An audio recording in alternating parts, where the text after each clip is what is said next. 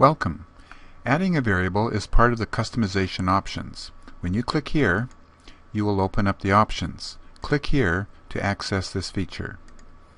This will be your variable homepage.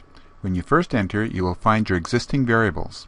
Before we get to the mechanics of adding a variable, you might be curious about why you would ever need to.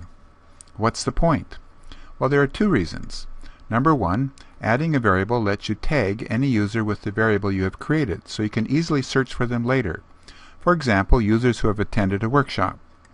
Number two, if you are planning on giving others access to your data, example a course instructor, you may want to limit the access to just that person's class.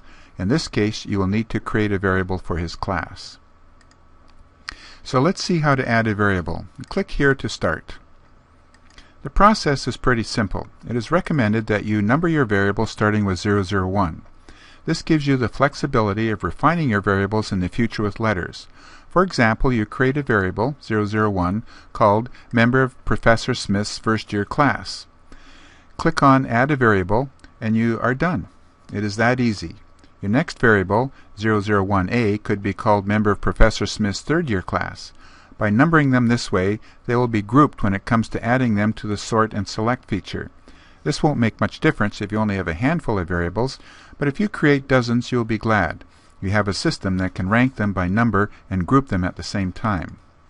Now you will be able to use these variables in your Sort, Select, and Communicate feature. Once you have tagged a group, you can sort for them in the future in one step. You can give Professor Smith full access to his class for following up on assignments, for example, without providing access to your whole database. Thank you. The added variable video is now over. Please contact us if you have any questions.